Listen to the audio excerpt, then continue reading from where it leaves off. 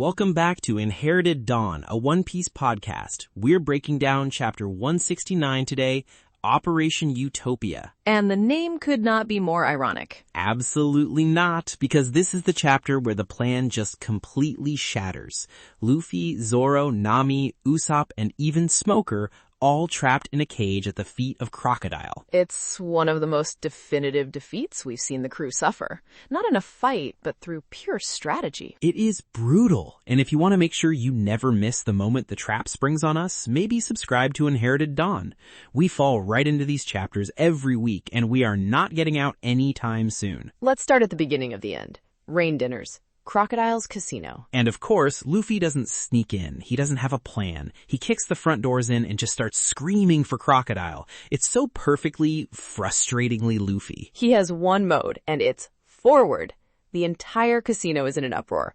All these high rollers and Baroque Works agents are just staring at this kid in sandals, demanding to see the owner. You can almost hear the record scratch. This place is supposed to be the height of sophistication in Alabasta, right? It's the Las Vegas of the Grand Line. People are dressed to the nines, losing their fortunes, and then this tornado of pure, unfiltered idiot energy just blasts the doors off their hinges. It's a complete violation of the atmosphere, and it's exactly what Crocodile was counting on. Luffy's inability to be anything other than himself is, for the first time, a predictable liability that a villain has exploited perfectly. That's what's so genius about it. Any other crew, you'd have to guess their plan. Do they sneak in the back, bribe a guard, disguise themselves as waiters? With Luffy, there's no guesswork. He is going to find the biggest door and punch it. It's a tactical certainty. And as you said, he's not alone for long. Right on his heels, who else but Smoker? He barrels in after him, just as loud, just as disruptive. The two of them are like two sides of the same chaotic coin. They can't help but be drawn to each other. I swear they have some kind of magnetic pull. It's the main character versus the main antagonist energy. It's the unstoppable force of freedom crashing into the immovable object of absolute justice. Neither of them can even conceive of ignoring the other. Smoker sees Luffy and all other objectives cease to exist. His mission becomes singularly focused. And the casino security just has no idea what to do. You got pirates and marines starting a brawl in the lobby. It's absolute pandemonium. For any other situation, this would be a super successful distraction. It creates the perfect diversion. While Luffy is, as he does, taking on the entire security force by himself, and Smoker is trying to capture Luffy amidst that same chaos, the rest of the crew gets approached. Yeah, some of Crocodile's people show up and they're like, "Oh, you must be the VIPs. Right this way, please." And our crew, they're feeling confident. They're like, "Yeah, that's us." Zoro's got his hand on his swords. Nami looks like she owns the place. There's an arrogance there. They've beaten everyone Baroque Works has thrown at them so far. They defeated Mr. 5 and Miss Valentine with ease. They outsmarted Mr. 3 on Little Garden. They survived Whiskey Peak. From their perspective, they've been consistently leveling up and winning. They haven't had a real L since Logetown, and even that was a bit of a fluke win for their escape. They're on a hot streak. They're thinking, okay, we dealt with the officer agents, now it's time for the boss. They're expecting to be led to a confrontation. Zoro, in particular, looks like he's seconds away from drawing his blades. He's anticipating an ambush in the hallway. He's ready for a fight. Nami's looking around, calculating, probably trying to figure out the layout of the building. Usopp is doing his best to look brave. They're all in combat-ready mode. They think they're walking into the boss room, but they're not. They're walking onto a trap door, and the floor just vanishes from under them. It's so simple. It's so Wile E. Coyote, and it works perfectly. It's such a classic, almost theatrical villain move. Crocodile didn't need to outfight them. He just needed to outthink them for a single moment. He didn't engage with their strengths. He didn't challenge Zoro to a sword fight or try to overpower Luffy. He attacked a weakness they didn't even know they had, their own confidence. The sheer disrespect of it. A trap door. He basically said, "You are not worth the effort of a real fight. You are pests to be disposed of." It's an immediate power play that establishes him as being on a completely different level. And he did it. They all plummet down. Luffy, Zoro, Nami, Usopp, and Smoker, all landing in a heap inside a giant submerged cage. The plan didn't just fail. It was never even their plan to begin with. They were following Crocodile's script from the moment they arrived in Rain Base. Even Smoker gets caught. The top dog marine in this part of the world, the guy who had Luffy dead to rights in Logtown, gets caught in the exact same simple trap. That shows you how effective the chaos he and Luffy created was. It blinded everyone. And the moment they land, the dread sets in. The water is up to their waists. Immediately, you know this is bad for Luffy. His face just goes slack. We know his weakness, but to see it exploited so cleanly is chilling. It's worse than just water. Smoker is the one who points it out. He can't use his powers either. He tries to turn to smoke and just can't. You see the panic in his eyes for a split second. This guy who is used to being intangible, untouchable, is suddenly solid. He's vulnerable. And he gives us the name for it. Seastone. Kairoseki. This is it. This is the explanation. This is the lore drop. We've seen Smoker's jetty with the weird tip back in Logtown. We've seen how the Marines can capture Devil Fruit users. We just assumed it was some special material, but we never knew what it was. And here it is. Seastone. It's a watershed moment for the series' power system. Before this, the primary weakness of a Devil Fruit user was the ocean, or standing water. It was a broad environmental vulnerability. This chapter weaponizes that weakness. And the explanation is so good. It's not just a magic rock that says no powers. Smoker says it's basically a solid form of the sea itself. It emits the same energy that robs Devil Fruit users of their strength. That is such a clean, powerful piece of world building. It's scientifically consistent within the rules of the world. It's not an arbitrary counter. The ocean makes them weak, so a mineral that is a condensed form of the ocean also makes them weak. It's perfectly logical. It deepens the lore rather than just providing a convenient plot device. Of course that's what would stop them. It's the most natural weakness imaginable. Weaponized. You can build cages out of it, make weapons out of it, cuffs. It's the foundation of order in a world of chaos. And Smoker confirms it. All Marine handcuffs, all their prison cells for high-level pirates, they're made of this. It's the foundation of the world government's power over super-powered criminals. Think about it. Without Seastone, how could they possibly contain a Logia user or someone with incredible regenerative abilities? They couldn't. Seastone is what allows the Marines to function as a global power. It completely changes the game. This isn't just a tough material. It's the great equalizer. Inside that cage, Luffy is just a rubber kid who can't swim. Smoker is just a guy with a big cigar. They are completely, totally neutralized. It's not about willpower. It's a fundamental physical law of their world, and they are on the wrong side of it. And what's worse, for the non-Devil Fruit users, it's just a really, really strong cage. Zoro can't cut it. Usopp can't shoot his way out of it. Nami can't predict a weather pattern to break it. They're all equally helpless, just for different reasons. And the cage is underwater, so even if Zoro could cut it, where do they go? They're in a submerged room. The escape options are zero. It is a perfect prison. And that's when he appears. Crocodile, standing outside the cage, perfectly dry, without a speck of dust on his coat, the cigar smoke curling around his head. The look on his face is pure, smug satisfaction. He didn't even have to lift a finger. His entrance is masterful. He lets them sit in their failure for a moment. He lets them test the bars, realize the futility of their situation, and only then does he descend the stairs. It's all for show. He's the director, and this is his favorite scene. He played them perfectly. He knew Luffy would be loud. He knew Smoker would follow. He knew the others would walk into the VIP room. He built the perfect trap and just waited for them to walk into it. It's the ultimate villain flex. He has the confidence of a chess player who sees the entire board. He doesn't just see the move he's making, he sees the 5 moves his opponent will make in response and has already planned for them. The Straw Hats were playing checkers. And his line is just chilling. He says he's just waiting on one more guest. He's waiting for Princess Vivi. Just so cold. He's not even talking to them, really. He's just thinking out loud, savoring his victory. It's a psychological attack. He's not just telling them they've lost, he's telling them that their failure will directly lead to the suffering of their friend. He's twisting the knife. Their attempt to save her is the very thing that has doomed her. And that he's already sent someone to pick her up, Ms. All Sunday. His most powerful, most enigmatic agent. The one person we've seen so far who operates with the same level of untouchable confidence as Crocodile himself. The absolute disrespect, the sheer confidence. He didn't just beat them, he's rubbing it in their faces, telling them exactly how he's going to tear down the rest of their plan piece by piece.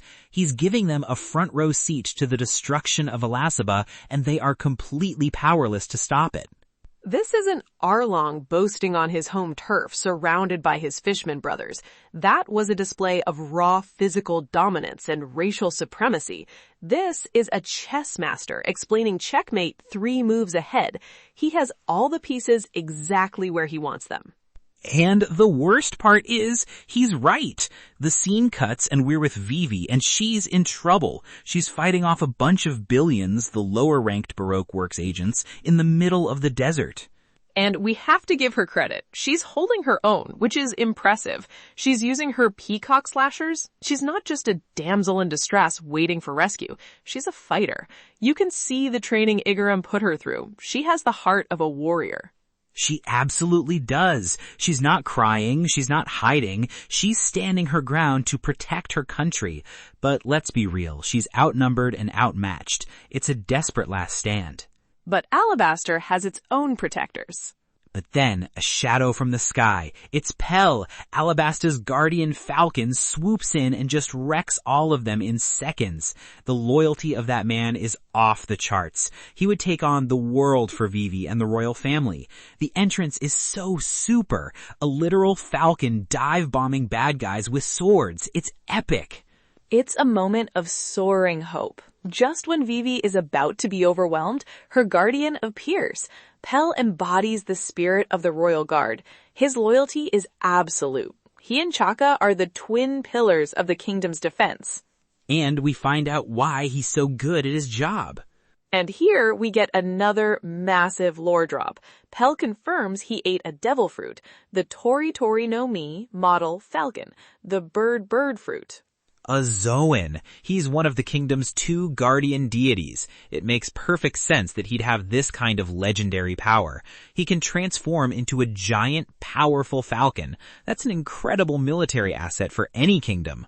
But it's what he says next that's really important. After Vivi expresses her amazement, he mentions that there are only 5 known devil fruits in the entire world that grant the user the ability of flight. Only 5. I had to read that twice. That is an incredibly small number. In any other story, flight is a dime a dozen superpower. Here, Oda just framed it as a legendary tier ability. That's a foundational piece of world building right there. It completely recontextualizes how rare and powerful that skill is. It's not just a utility for travel, it's a strategic military asset. A kingdom having a flying warrior is a major advantage. It means they have unparalleled reconnaissance, rapid deployment, and an aerial attacker that most enemies would have no way of countering. So who are the other 4? Pell is one. I wonder who the others could be. Is there a dragon fruit out there? A pterodactyl? Maybe some kind of logia, like a wind fruit or something. The specifics are fascinating to consider. Does Smoker's ability count as flight? He can propel himself with smoke, but it doesn't seem like true, controlled aviation in the way Pell demonstrates. Perhaps the distinction is the inherent ability of flight versus propulsion. It raises so many questions about the classification of these powers. It also makes you wonder what other supposedly common powers are actually incredibly rare in this world.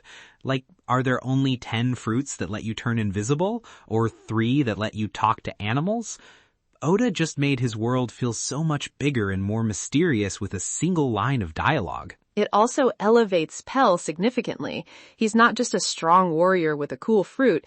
He is one of only 5 people in the known world with this power. He is a legend. Pell is a powerhouse. He takes out the Baroque Works agents with ease. He lands ready to protect Vivi, this noble, powerful warrior. And then all that hope, all that momentum just vanishes. And then she's there, Miss All Sunday, just standing there, waiting for them. No dramatic entrance, no big fight, just an appearance. She was already there, watching. The dust from Pel's attack settles and she's revealed, completely calm, holding her hat, as if she were just waiting for a bus. It is the most terrifyingly casual entrance. Pel just did this huge, flashy display of power, and she looks completely unimpressed. My first thought is, oh, this is going to be a fight for the ages. The kingdom's strongest guardian versus Crocodile's right hand. Pel is not going down easy. This is going to be a proper showdown. I'm not so sure. What? No way! Pel is a beast. He's one of the 5 flying men. He just took down a bunch of guys without breaking a sweat. He is, but we've seen what Miss All-Sunday can do. She doesn't fight, she neutralizes. Think back to her on the Going Merry with Igaram. There was no struggle, there was no exchange of blows. She appeared, stated her intent, and the situation was resolved in her favor instantly. The boat exploded moments later. You think she's just gonna take him out instantly? But how? What can sprouting a few arms do against a giant falcon man with swords? I think that's the mistake everyone makes when they encounter her. They try to understand her ability in the context of a traditional fight, but she doesn't operate on that level. I think Pel is walking into a fight against an opponent whose abilities he cannot possibly comprehend. And that is a far more dangerous situation than being in a cage made of Seastone. Man, that's a cold take, but I see it. She's got that quiet confidence that is way scarier than Crocodile's boasting. Crocodile needs everyone to know he's won. He needs to gloat. Miss All-Sunday doesn't seem to care if you know or not, as long as the objective is completed. Exactly. Crocodile wants you to know you've lost. Miss All-Sunday just ensures that you do. The chapter ends on this beautiful, terrifying standoff, while our heroes are helpless at the bottom of a casino. The juxtaposition is perfect. Pel, the soaring symbol of hope, is about to be grounded by the most mysterious and dangerous woman we've yet encountered. What a perfect disaster. Oda builds up all this momentum, this let's go beat the bad guy energy, and then just pulls the rug out from under everyone. It's brilliant. It's absolutely brutal storytelling, and I love it. It establishes Crocodile as a completely different kind of threat. He's not just strong, he's smart, and he's patient. That's a terrifying combination in a warlord of the sea. Yeah, a warlord who runs the criminal underworld of an entire country from a secret VIP room in his own casino. The layers to this guy are just... Man, he's not a pirate in the way we've seen before. He's a kingpin, a mob boss. And the crew has no idea. They walked in expecting to punch a strong guy and walked out, well, they didn't walk out. They're stuck, powerless, waiting for a princess who is being hunted by the most dangerous woman we've yet encountered. But not all the crew. Not all of them know Sanji and Chopper aren't in that cage. And that's where the hope is. It's the single thread. Crocodile thinks he's captured the Straw Hat Pirates. He hasn't. He's captured the Monster Trio's muscle, the Navigator, and the Sniper. He missed the Strategist. He missed the Cook. And the Doctor. He has no idea what's about to hit him. His plan is perfect, but it's based on incomplete intel. He accounted for the loud ones, but not the quiet one. He doesn't know about Mr. Prince. I'm sure he doesn't, and that feels like a good place to leave it for the breakdown. All right, let's get into what happens next. Drop a comment and let us know who you think is getting out of that cage first. It feels like every vote is a little bit of hope for the crew right now, because they are in deep. I'll go first with my predictions. I think Crocodile is going to continue to monologue. He's too arrogant not to. He'll explain more of Operation Utopia to the captured crew, and in doing so, he'll accidentally reveal a weakness or a piece of information they can use, assuming they get out. I love that. The classic villain mistake, the hubris. Okay, my first one is obvious, but it has to be said. Sanji is the key. He's not captured. He's out there somewhere. He's going to get that call, and Mr. Prince is going to make his grand debut to turn this whole situation on its head. That seems very likely. For my second prediction, I'll focus on the other missing member, Chopper. He's with Sanji. I predict Chopper's medical knowledge will be crucial. Maybe not for a fight, but what if Crocodile has some other trick, a poison gas, a sickness? Chopper's role will be to counter a non-combat threat. Ooh, I like that a lot. Keeps him from just being a sidekick in Sanji's plan. Okay, for my final prediction, I'm going back to Pell versus Miss All Sunday. You said it's not a fight, and I think you're right. I predict she will take him down with her devil fruit in a really specific, almost surgical way. She'll sprout an arm and just snap his wings, or break his neck. Something quick, brutal, and utterly terrifying that shows the gap in their abilities. It won't be a battle, it'll be an assassination. Super cold. That's a dark thought, but it fits her character perfectly. Right? It's not about honor, it's about efficiency. Well, we'll see if any of our predictions come true next time. Until then, thanks for listening to Inherited Dawn.